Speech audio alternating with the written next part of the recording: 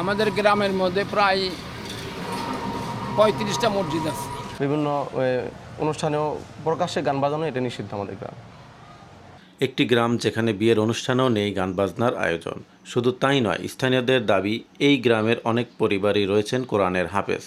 আমি এখন দাঁড়িয়ে আছি মানিকগঞ্জ জেলার গোবিন্দল গ্রামে। ধর্মীয় পরিবেশ ও জীবনযাপনের কারণে এই গ্রামটি নিয়ে মানুষের মধ্যে রয়েছে বেশ কৌতূহল। একটি গ্রামের পরিচয় শুধু তার নামের মধ্যেই থাকে না, তার মানুষের জীবনযাপনের সংস্কৃতি, বিশ্বাস এবং দীর্ঘদিনের ঐতিহ্যের মধ্যেই সেই পরিচয় তৈরি হয়।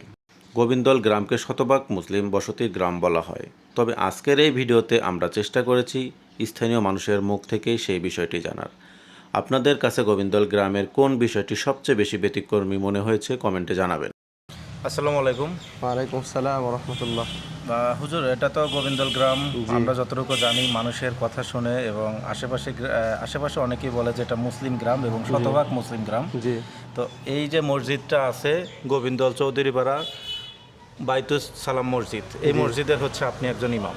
তো আপনার মুখ থেকে শুনতে চাচ্ছিলাম যে আসলে এই গোবিন্দল গ্রাম যে শতভাগ মুসলিম গ্রাম আসলে কতটুকু সত্য। যে অবশ্যই আমাদের গ্রামে কোনো অন্য ধর্মে নাই, আগে থেকেই আমাদের গ্রামটা শতভাগ মুসলিম। এবং আমাদের গ্রামে একটা বড় মাদ্রাসা আছে দাওরাহ হাদিস পর্যন্ত, এবং আমাদের গ্রামে মাদ্রাসার বিশাল একটা প্রভাব আছে। মাদ্রাসার বয়স প্রায় 80 বছরের কাছাকাছি। এজন্য প্রায় অনেকেই আমাদের গ্রামের মাদ্রাসার ছাত্র, এবং মাদ্রাসার প্রত্যেক পরিবারে একজন একজন আলেম অবশ্যই আছেন। এজন্য দেখা গেছে যে একজন পরিবারে একজন আলেম থাকা এটা ওই পরিবারের জন্য খুবই ভালো। যখন কোনো পরিবারের মধ্যে কোনো ফিতনা থাকে, কোনো কুসংস্কার থাকে, যখন ওই পরিবারের মধ্যেই একজন এমন থাকে যে আলেম, আর সেই কুসংস্কারকে দূর করতে চান, তখন এটা তাদের জন্য সহজ হয়ে যায়। ওই হিসেবে আর কি আমাদের গ্রামে অনেকাংশেই অন্য অন্য গ্রামের তুলনায় কুসংস্কার কম এবং ফিতনা ফাসাদ কম, আলহামদুলিল্লাহ। এটা কি মানে ছোট থেকে বড় সবাই কি মসজিদে এসে নামাজ পড়ে? বড়রা বলতে আমাদের মহল্লায় যারা, আমাদের গ্রামে যারা বয়স্ক হয়ে যান, দাড়ি রাখা শুরু করেন, যখন একটু বয়স হয়, তখন বয়স হয়ে গেলে তখন সকলেই মসজিদের দিকে আসে। অনেকে দেখা গেছে বয়স হওয়ার পরেও আসে না। বাকি আমাদের গ্রামে আগে যেরকম মানুষ দিনের দিকে ঝুঁকছে, আগেকার মানুষ মাদ্রাসায় পড়ালেখা করছে, ওই জন্য মাদ্রাসার প্রভাবের কারণে এখন দেখা যায় সবাই দিন সম্পর্কে জানে। সূরা কেরাতগুলো অন্য অন্য গ্রামের মানুষের তুলনায় একটু বেশি সহি। তবে আমি আমার গ্রামের সবাই তো একরকম থাকে না, ভালো মন্দ সব জায়গায় মিলিয়েই থাকে। তো হিসেবে আমাদের গ্রামের অধিকাংশ মানুষই ভালো, আলহামদুলিল্লাহ।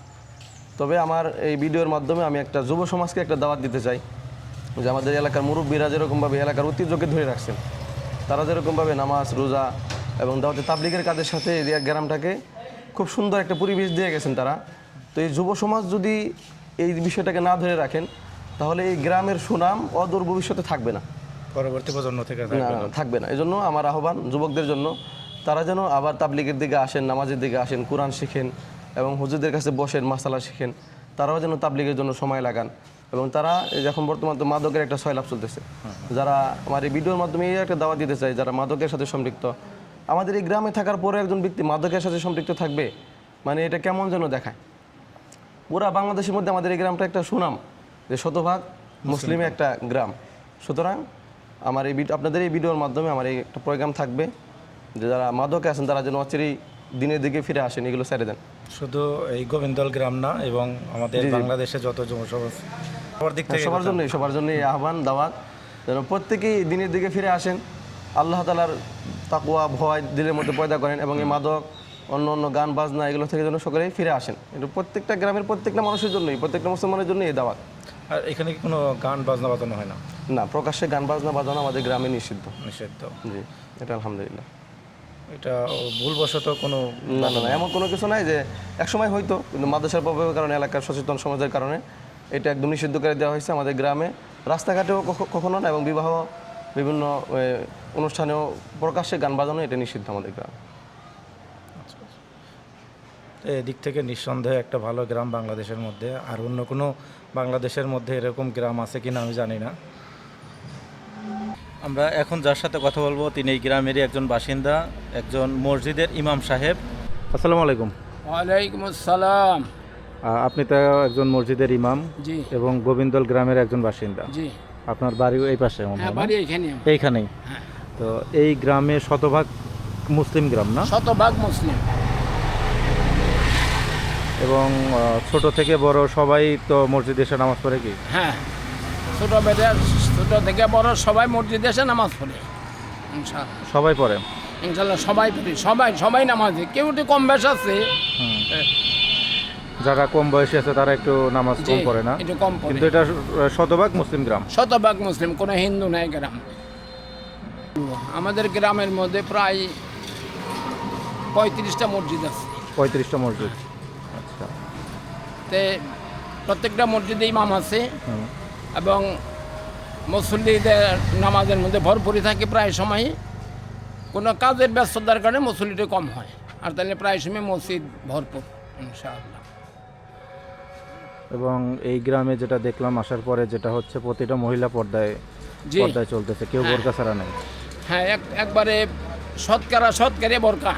হ্যাঁ, বোরকা ছাড়া কেউ নাই। বোরকা ছাড়া একবার নাই বললেই চলে।